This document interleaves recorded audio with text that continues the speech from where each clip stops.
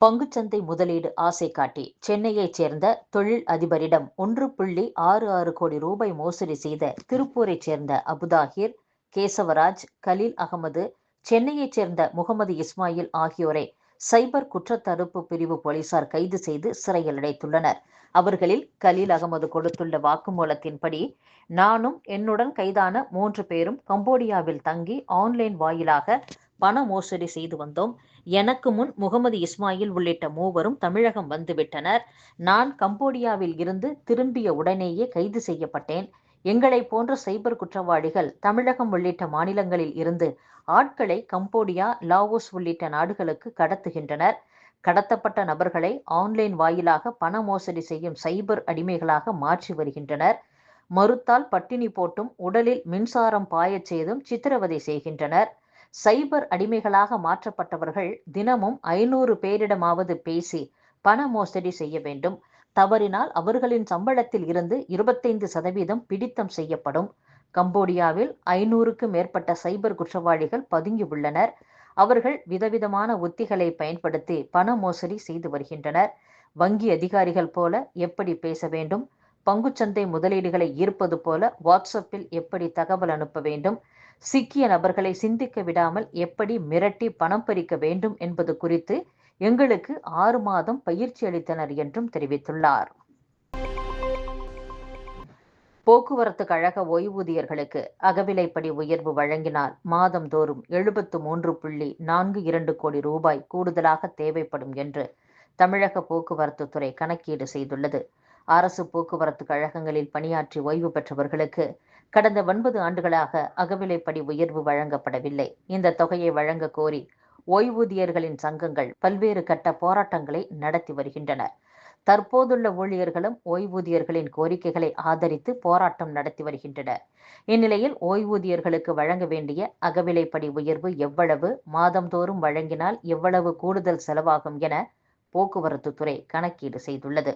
அதன்படி நடப்பாண்டு அக்டோபர் மாதம் வரையிலான காலத்தில் அகவிலைப்படி உயர்வு வழங்க 3028.75 கோடி ரூபாய் தேவைப்படுகிறது. மேலும் மாதந்தோறும் அகவிலைப்படி உயர்வு வழங்க வேண்டுமானால் கூடுதலாக மாதந்தோறும் 73.42 கோடி ரூபாய் தேவைப்படுகிறது. இதை வழங்குவது குறித்து தமிழக அரசு முடிவு செய்யும் என்றும் தெரிவிக்கப்பட்டுள்ளது. சென்னையில் இன்று காலை பெய்த கனமழையின் காரணமாக பள்ளி, கல்லூரி மாணவர்கள் மற்றும் பொதுமக்கள் பெரிதும் பாதிக்கப்பட்டனர்.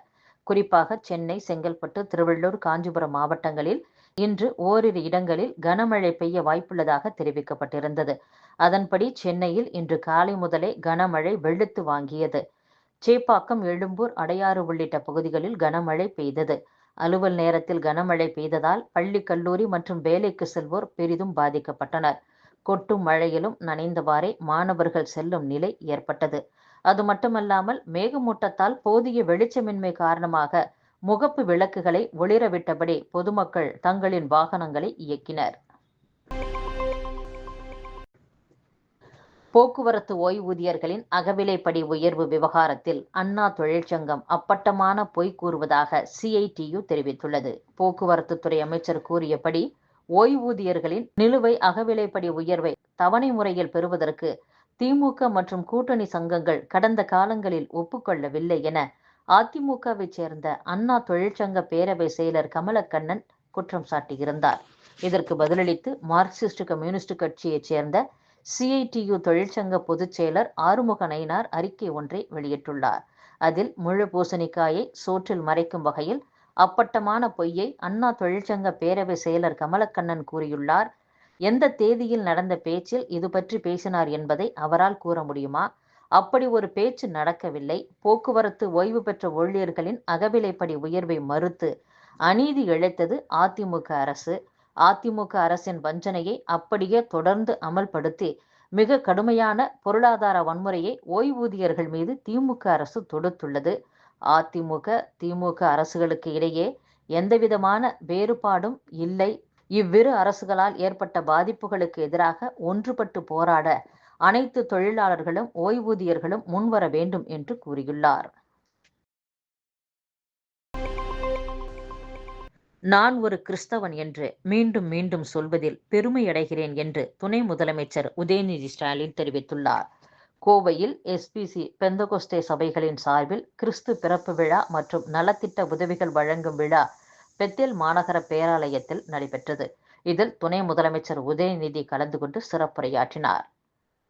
அப்போது அவர் பேசும்போது, ஒட்டுமொத்த உலகத்தையே மகிழ்ச்சியில் ஆழ்த்தும் விழா என்றால் அது நம்முடைய கிறிஸ்துமஸ் விழா மட்டும்தான். கிறிஸ்துமஸ் வந்தால் எனக்கு கூடுதல் மகிழ்ச்சி. உங்களுக்கு தெரியும், நான் படித்தது டான்பாஸ்கோ பள்ளியில், மேல் படிப்பு படித்தது லயோலா கல்லூரியில். சென்ற ஆண்டு ஒரு கிறிஸ்துமஸ் நிகழ்ச்சியில் கலந்து கொண்டு நானும் ஒரு கிறிஸ்டியன்தான் என்று பெருமையாக சொன்னேன். உடனே பல சங்கிகளுக்கு வயிற்று எரிச்சல் வந்தது. இன்றைக்கு மீண்டும் உங்கள் முன்னால் சொல்கிறேன், நான் ஒரு கிறிஸ்டியன் என்று சொல்வதில் பெருமைப்படுகிறேன். நீங்கள் என்னை கிறிஸ்தவன் நினைத்தால் கிறிஸ்தவன், முஸ்லீம் என்று நினைத்தால் முஸ்லீம், ஹிந்து என்று நினைத்தால் ஹிந்து. நான் எல்லோருக்கும் பொதுவானவன் தான். எல்லா மதங்களின் அடிப்படையே அன்புதான். எல்லோர் மீதும் அன்பு செலுத்த வேண்டும் என்றுதான் எல்லா மதங்களும் சொல்கின்றன என்றும் துணை முதலமைச்சர் உதயநிதி ஸ்டாலின் பேசியுள்ளார்.